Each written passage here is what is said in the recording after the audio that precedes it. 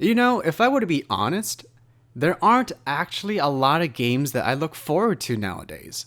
I look forward to my Dark Souls. I look forward to Street Fighter. I'm really looking forward to Overwatch. And then there's a game called Titan Quest.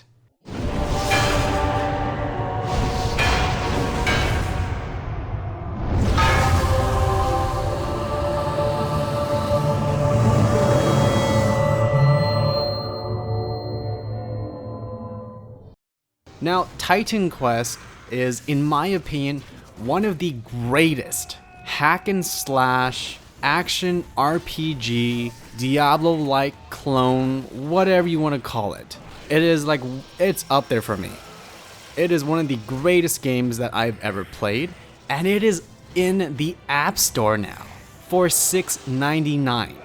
I literally squealed when I saw it on the App Store. When it finally released, I've been waiting for it for like a full-on year. I've been following all the dev diaries, all the news, and it's finally here. This is hands down, starting now, the greatest hack and slash action RPG on the App Store. You want something like Diablo? This is the game to buy. Ah, I'm so excited. Ah, the freaking intro screen, the start screen. I haven't seen this freaking start screen in so many years. Play Titan Quest. Yes, please. Okay, so about the game, since I feel like I should talk about the game. You can create heroes. I would assume you can create as many heroes as you want. You can name your character, and it could be either a male or a female. You can choose a tunic color. If you see the background, my character Ark, which is a Stormcaller, has the red tunic. I don't believe there are any presets on changing your character's appearance, so this is going to be the stock like male character, and then the female character is this one. On the top you see normal, epic, and legendary. So if you're a fan of hack and slash action RPGs, you would know this concept already, where you start off a campaign doing normal mode, and then after you complete normal mode, you are given access to epic mode, which is harder difficulty and better loot. You complete that campaign, and then you can go on to legendary mode, and the same applies. Harder monsters, harder bosses, better loot. Typically, I do not like grinding over and over the same levels, but this game is so massive, I actually don't mind playing that over and over. It is a great game. Typically for new releases, I try to stagger myself from playing the game and just starting off fresh, but it's fucking Titan Quest, and I'm not gonna wait. So, apologies, but I am some progress in this game already. Now, I'm playing a Stormcaller, and let me explain the UI. On the top left, you have your character portrait, and then you have your health and mana bar. I am a spellcaster, so I do have a mana bar. You can interact with the character portrait, which brings you into the character menu. To the left, you have my character slots, where you can equip the gears. Right below him is the bag inventory. Now, I can drag this staff and it will take up that space, so you need to know how to conserve your bag space.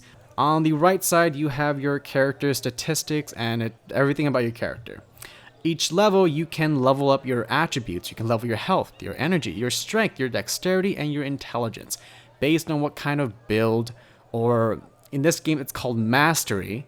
If you want to be a warrior or an elementalist or a hunter or a rogue or an assassin, you get points to pump up your attributes. So there's a lot of variety and there's a lot of customization in this game. On the second tab to the right of the helmet of sorts, at level 2 for this game, you get access to a mastery.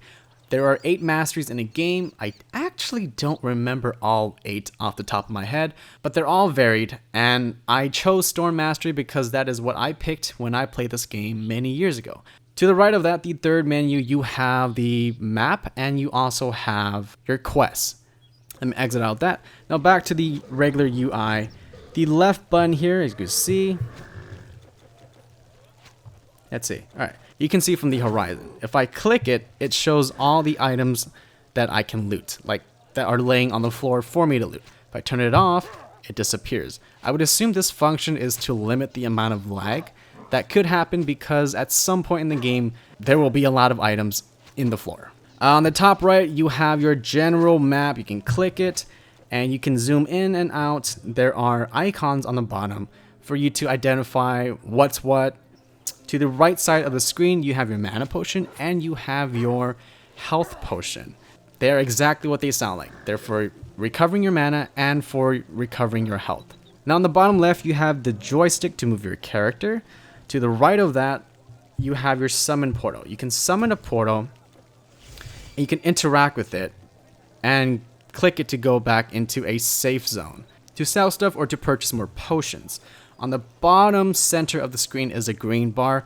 That is your experience bar. And to the right of that, this weird yellow thing with the sword icon, that is for alternating between weapons. Now back on the character menu, I can actually toggle which weapons I want to use, or a preset for weapons that I want to use. For preset 1, I have my staff because I'm a spellcaster. For preset 2, I have a dagger and shield. Now on the right is the interact/attack button, and above it are spells that you learn when you level up your character. And this blue thing here is to alternate between spell slots. Okay, I think that covers like the basics of the game. I'm still very early into the game myself, so let's move on to the actual gameplay.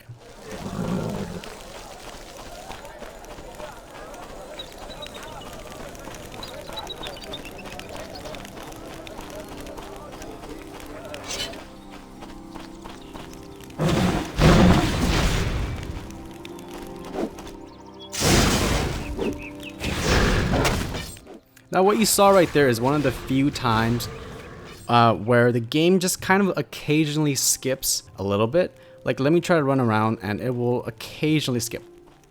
There you go, it skipped right there. There are some frame drops in this game. There's a slight delay with like the movement joystick itself. There's a slight delay sometimes. It doesn't happen every time, but it does happen sometimes. Right now I don't mind it because I'm still in awe that this game is even on my iPad, but I feel like in the more harder difficulties like epic mode and legendary mode, the slight delays and frame skips could literally mean life or death for this character.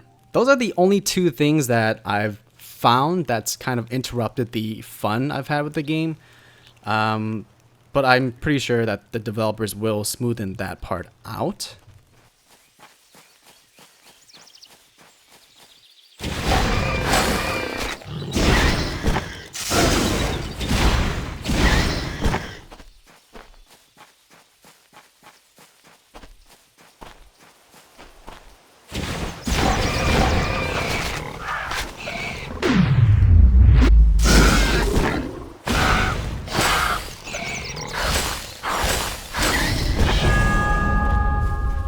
Alright, so to summarize, the game runs beautifully with the exception of two minor flaws right now, which are occasional frame drops and skipping with my character. Those two things in the higher difficulties, from my experience playing the PC version, could mean life or death when playing the game.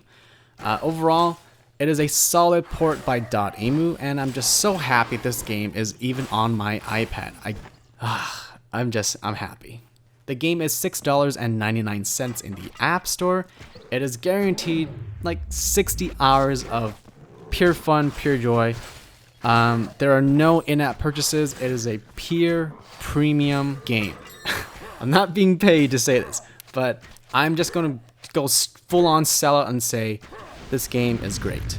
Buy it. If you like action RPGs and hack and slash games on your mobile devices, this is now the best one. Hands down, no contest.